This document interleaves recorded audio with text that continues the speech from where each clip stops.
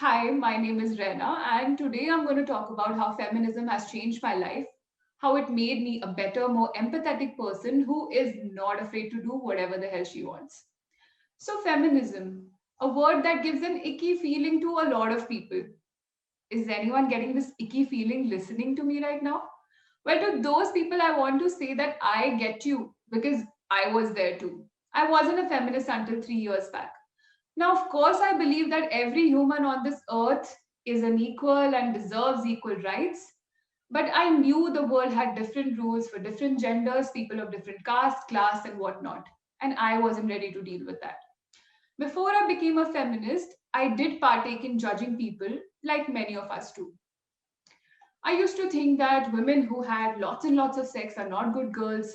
I didn't quite accept the idea of same sex relationships. Do you remember anyone else who didn't accept this?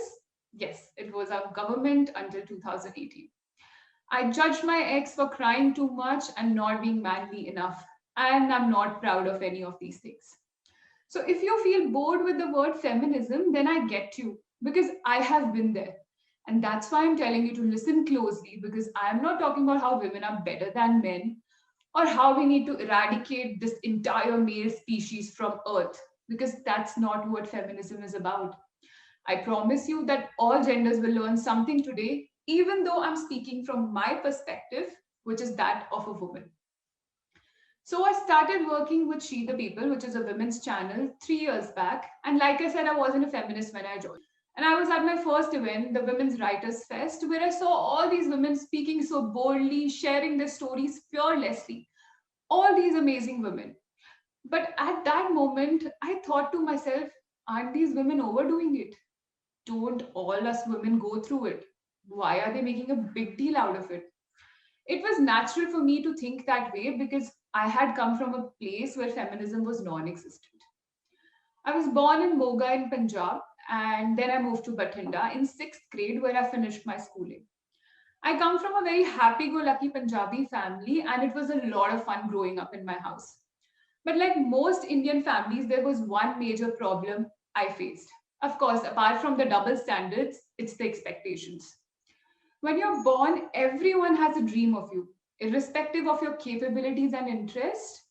And when it comes to choosing what you want to do in your life, I knew my family would be really supportive of my choice of career as long as it was nothing offbeat. So anything like IAS doctor was great. Engineering was acceptable too. Getting married to a rich guy of a good family and that too of the same caste, wow, that was the ideal scenario. And I was prepared to do something like that. I mean, why not if it meant that I would lead a happy life? So I ended up doing engineering, which, like I said, was sort of acceptable. I graduated with a 8.3 CGPA, but like most engineers, after the end of engineering, I was like, okay, while many of my friends were doing masters, I wanted to explore. And that was the only thing I was sure of because I had just spent 4 years of studying biomedical engineering. Two things that I learned from my first job. Number one, financial independence. Suddenly, I had this feeling that, wow, I am not answerable to anybody for my choices, which felt great. The other thing that I observed was the interest with which, even though I loved my work there, I just couldn't find that drive in myself. I knew that there was a calling inside me, but I just didn't know what it was. So I decided to quit my job after a year. And what should I do? What should I do is the question I asked myself. Now, my journey is going to get a little bizarre, as my family puts it, but it's my journey and I'm super proud of it. You know, as a family, we have seen a lot of financial problems with three siblings, and my parents have taken all sorts of loans to put us through schools and colleges. To do this meant that they sacrificed a lot. My dad didn't even buy a car until last year. And now that my parents had paid for our education, they were done paying for us. Of course, they had done their part. It was my parents' dream that I became an IS. And I thought to myself, why not? I anyway don't know what I want to be, so why not try this? So I told them about my decision and they were pleased as I expected. Before leaving the office, too, I gave a huge speech about how I wanted to be an IS officer. Everyone said, IS, we thought you'd go into modeling or something. I ignored that. So I moved back to Bathinda as a girl who had made this big decision. As you may know, the life of someone studying for UPSC is very clear. You study, eat, study some more, feel sleepy, drink some coffee, get back to studying, and repeat the whole process. And I did that for 4 months, but I realized that I'm bored. And that's not how you crack IAS. And I decided to give up on that. Somebody would say that I failed, but I couldn't go ahead with this. So, what were my options? Continue or recourse? I decided to recourse. But what should I do? Maybe something that everyone has been telling me that I'd be good at ever since I was a little girl. Something that even my office mates at my last job thought I'd do. Be a model.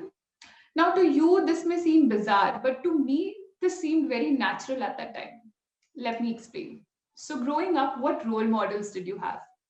While men have a lot of options to choose from, sports people, the prime minister, and almost every CEO in the world, I had only two role models, Sushmita Sen and Aishwarya Rai. Now, it's not like they're not good role models, they're amazing to be honest. But having them as role models limited my vision. But still, at that time, I thought to myself, why not give it a shot?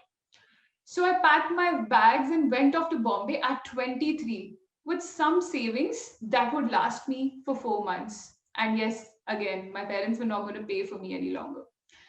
And well, nothing happened in 4 months. I ended up working at a production house without any salary. And this was a situation I didn't want to be in because my wallet was getting empty and I couldn't go back home. Even though I was failing, I had to talk to myself and be honest about my situation, rather than doing something that will only bog me down. And I had to bring myself back to the game. So I started applying for jobs. I wanted a job that would give me enough money to stay in Bombay along with making me feel good about myself. I got picked up by a creative agency as a junior digital manager. The pay was less than my first job, but I took it because I couldn't see any other options. To my surprise, I ended up loving my work, and the people there were really warm and welcoming. But yes, that did not change my financial situation. I moved to a 2 BHK where nine of us girls lived.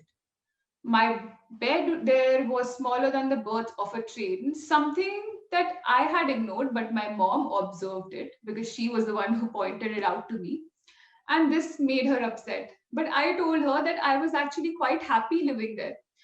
After all, I wasn't in this alone, right? There were literally eight other women in the same flat, and each of them were fighting their own battles. They had their own struggles. And even though Bombay can get to you at times, all of us found a way to be happy on most days. Through my agency, I met a client who literally decided to cold call me one day and say, please come and join us. And that's how I landed up at She the People. And I thought I'm not a feminist. So how come I can join that? I had never spent any time understanding feminism. It's not something that was a part of my life. My dreams had no feminism in it. Sometimes when you're not something, places that you go, they actually make an environment for you to become that. Because at the end of the day, all of us need to evolve as human beings. Did I understand feminism on day one? No. It doesn't come on a plate. It took me 3 months of actively reading up feminist content every single day because that was my job now and I had to do it. And I realized that I had internalized misogyny because I, like you, have grown up in a society where patriarchy is the norm. Things that I learned were I am equal and as important as any other person that there is. I don't have to justify my actions to people just because I'm a girl. Society has its own rules, but well, now I'm making my own. I can't please everyone, but I can please myself. It was amazing when my interest in something started emerging, how hard work and everything else fell into place. That calling that I was just talking about was finally finding its place in my life. It's so hard for us girls to put ourselves in the center. Why should we not? We must. We've always been taught to put ourselves in the periphery, do the things which people think are okay for us to do. We are expected to please everybody else. accept our own selves. You know what? Putting myself in the center made me realize that I became a person who understood her family needs. I understood my father, his financial struggles, his failures, his successes. I became more aware of the sacrifices that my mom had made to raise all of us up.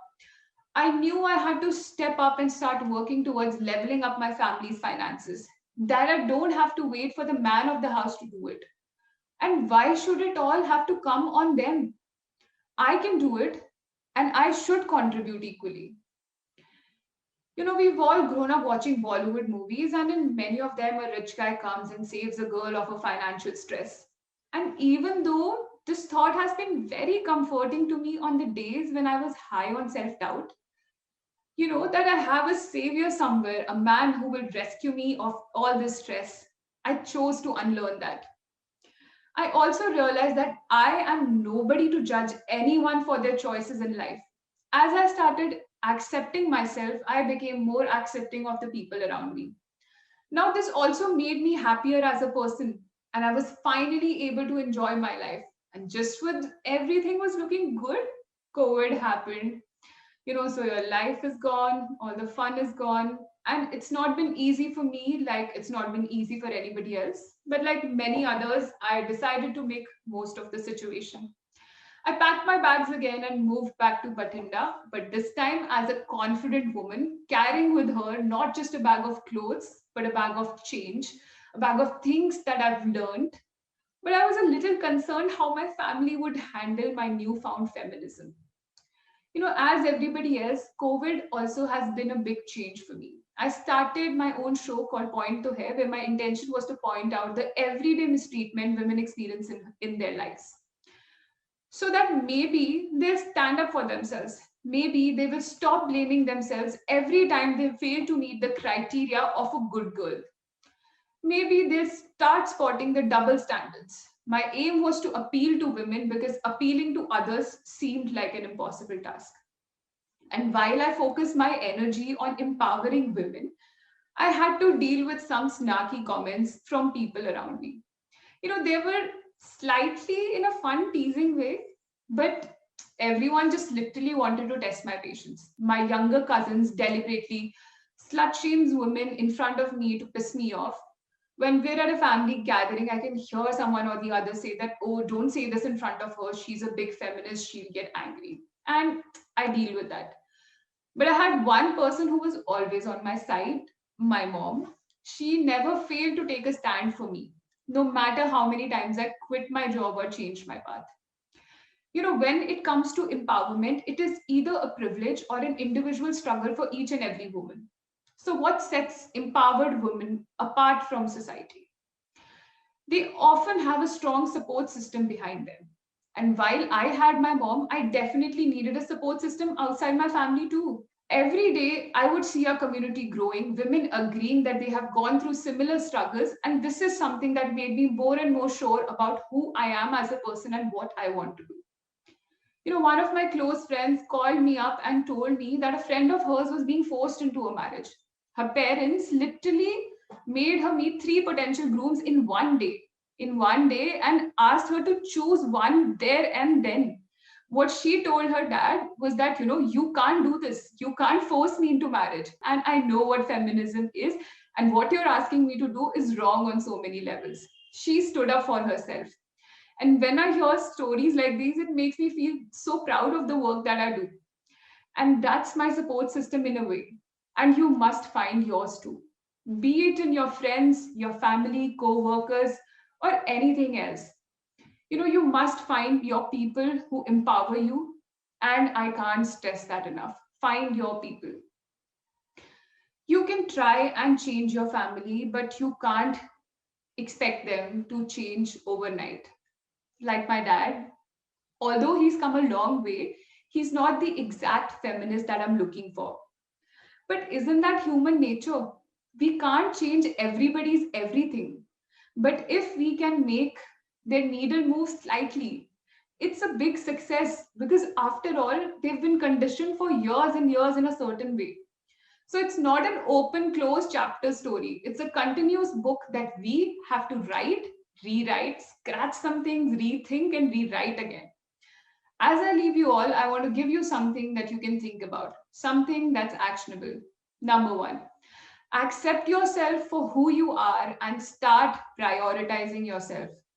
Second is that you must develop the habit of having honest conversation with yourself about what you want in life, about who you are, then whether that's your struggle with your gender, your sexuality, choice of career, or anything else that's important to you. Number three, don't be rigid in your approach towards life. Always be ready to learn and unlearn new things. Last, don't let the situations define your self worth. You might be doing well in your life one day and you could be constantly questioning your capabilities the other. Whatever struggles you may go through, you must try and remain confident about the person you are, even when you're unemployed, even when someone close to you or someone you work for tells you you are worthless or that you're not good enough. You have to believe in yourself as there is no other way. Because if you don't, no one else will.